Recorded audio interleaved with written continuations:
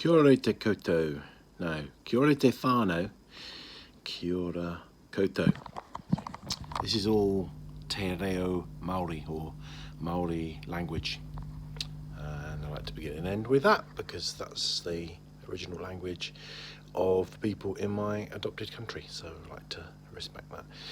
And interestingly, the Maori traditions are so similar to the Celtic traditions. Really interesting. Anyway, that's another video. That's even beyond the scope of this video. So part 6 of the OwlMan sagas. So if you're still with me at this point, hats off to you. Hope you found it enjoyable. It is a different style of YouTube video, I guess, kind of, you know, fireside tales. So where have we got to, and what do we yet need to cover? So fogoos. Now I'll probably mispronounce this. I usually do. A fogoo. So these are kind of odds and sods and little tangents and bits and pieces left from the telling of the tale, really. So we're back in the Lizard Peninsula. That's an interesting place. And it's just weird, isn't it, that the peninsula is called the Lizard and the rock that occurs there is called Serpentine.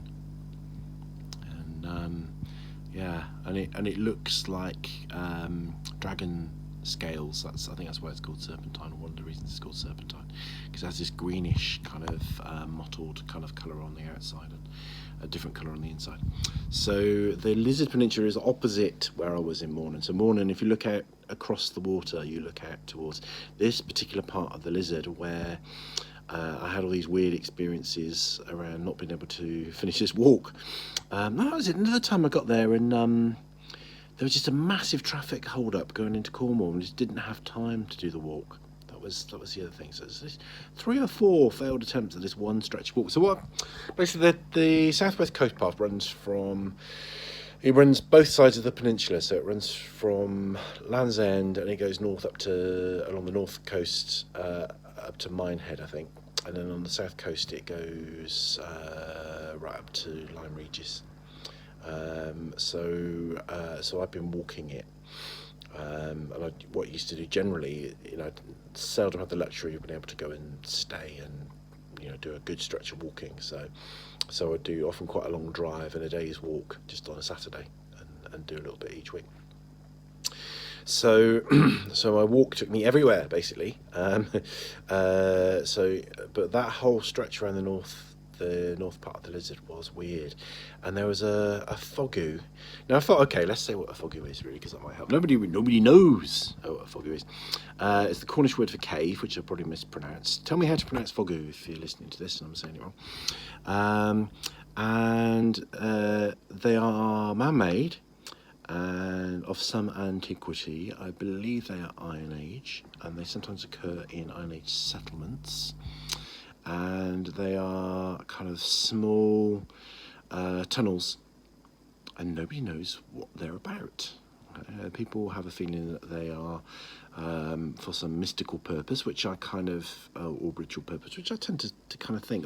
But some people think they might be for quite a prosaic purpose, like storing stuff or hiding, you know, during times of danger, which could be. Interestingly, Tintagel, which is an amazing place, the headland there has got the remains of a tunnel carved out of the rock, which is mainly kind of fallen in, and they tend to describe that as a grain store or something, but I think that's a fogoo, but I could be wrong. If you're into archaeology and you know more about this stuff, please, you know, add some comments, tell us more. So there's a fogoo there, and I think it was probably about, oh god, probably like 10 years I've been trying to find this bloody thing. Initially just, you know, saw it on a road, but it's marked on the road maps as if it's, you know, a really obviously marked, you know, well-known attraction.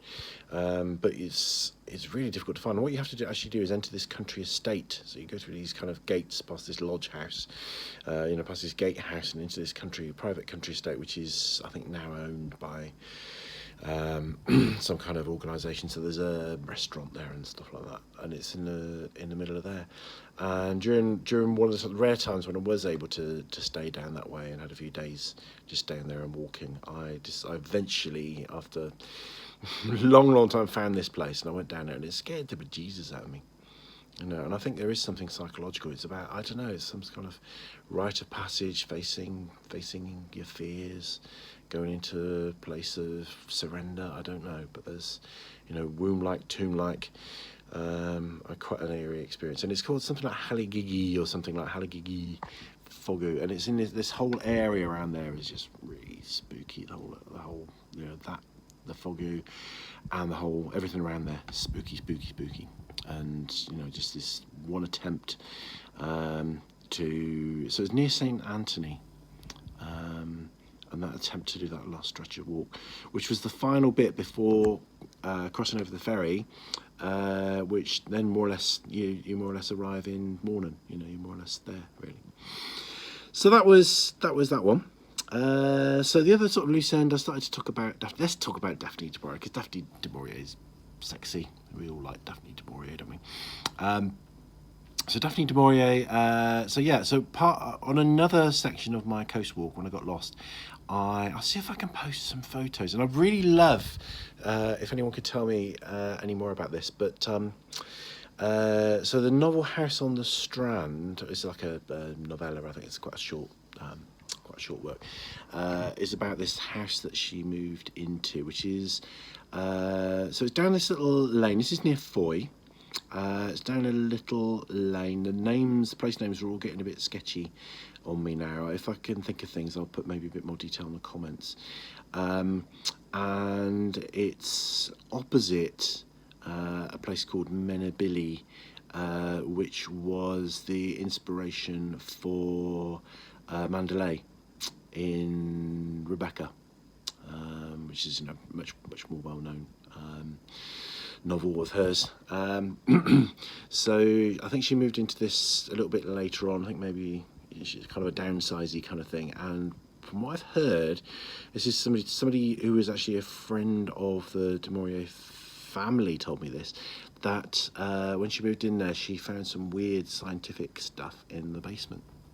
And the book is kind of based on that, and you know, it's kind of like pickled monkeys in jars and things in the novel.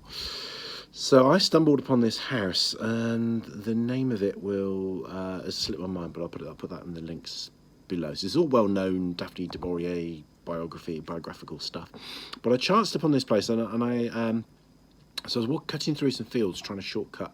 I'd kind of got lost. I was following this footpath, and it just fizzled out, as they sometimes do. So I was cutting across some fields to trying to use my innate sense of direction to get back onto a road, and it worked. It kind of worked, but I went past this. So I went past the back of this house, and it was all kind of very ornately landscaped, and there were a couple of buildings there that were how can I describe this, like a small one-room building on stilts, so it was like a kind of an archway below it, as if you'd park a car underneath it, but it was grass below, and you wouldn't park a car there, you know, because there's a whole car parking area further down, and a little chimney in the top, and just one room on a first floor, so with nothing below it, and a little set of steps going up. And there were a few of these, as well as some weird kind of pathways that seemed to go nowhere, and fence posts in the middle of nowhere, and just very, very strange. And it kind of made me think kind of Masonic, you know, ceremonial magic, something along those lines. And this was, I found out later, this was the house that Daphne Du Maurier kind of moved to, and is the basis of the novella House on the Strand. Sorry, I can't remember the name, but look in the comments below, I'll put it in there. And if I cannot upload that photograph, I'm not very savvy tech-wise, but if I can upload that photo, then I will, because it's a really interesting building. And and nearby, so it's not far from Parr in Cornwall. Nearby there is a sort of Masonic headquarters. So I kind of think that it's something Masonic there. And the entrance to this house on the lane is kind of one of these kind of, you know, very secure. It's got a kind of a camera and a key code thing, you know, and stuff like that. So, and it's all kind of fenced in, and rightly so, private property. Why shouldn't it be? But there's something really weird about that house. So yeah, if anyone knows anything about that, so it's on the road to Menabili, and I'll see if I can put some more details in the comments below. So okay, so we kind of rounded up most of the loose ends. The only kind of last thing I kind of add is Tulpa theory. Nick Redfern. Okay, Nick Redfern wrote a work of fiction, which is a jolly tale of him, Jonathan Downes, who wrote the book on the Owlman, and Richard Freeman, all going off in search of monsters. But in the middle of this kind of crazy, kind of humorous book of fiction, where he's kind of lampooning himself and his fellow colleagues. So Nick Redfern, well known for UFO. He's living in America now, down in Texas, I think, and he's a sort of international expert on. He's quite big on Bigfoot, and UFOs, and conspiracy theories. I whisper that because YouTube actually suppress people that use that phrase in their videos. That sounds like me being tin hat. I haven't got tin foil under here, but they do. I think they associate it with right-wing politics or something like that. There's something going on there. So he's got this theory that he kind of mentions in the book, and it's very long. And I've contacted him online, but I've never been able to get to the bottom of how serious he was about this.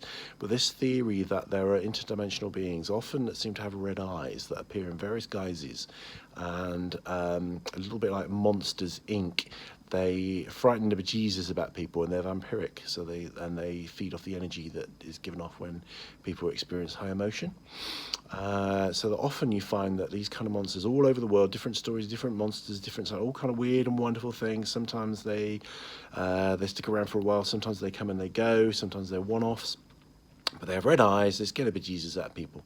And one of the theories is that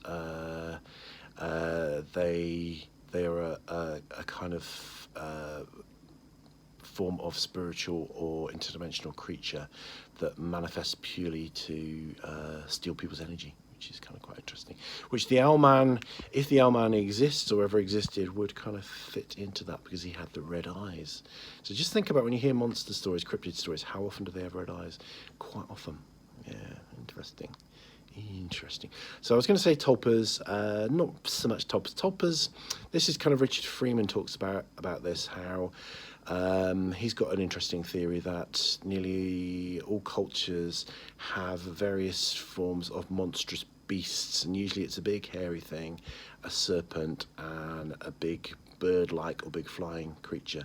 And his theory is that at one point in our very, very ancient history, these would have been predators that we would have been frightened of, and therefore they've kind of the fear of them has become embedded in our unconscious, and there's something that we often think about, and that tulpa is a thought form.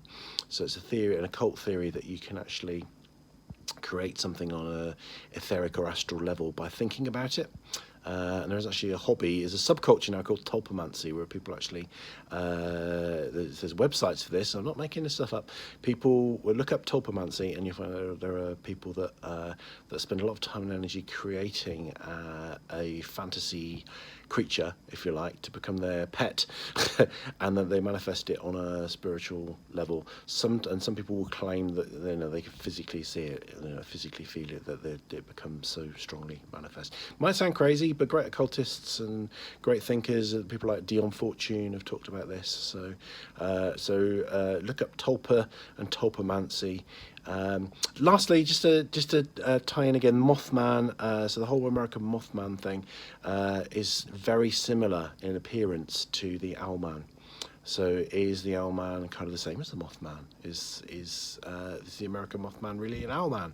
There's lots of Native American legends about creatures that manifest as owls, certainly more than manifest as moths. So there we go, long rambling tale. We've covered a lot of things along the way. I hope it's been interesting. I love talking about all this kind of stuff. If there's anything you want me to talk about more, let me know. If there's anything you want me to talk about less, then keep that to your bloody self. And I need to finish because of the length of the video, but this is the end, my friends.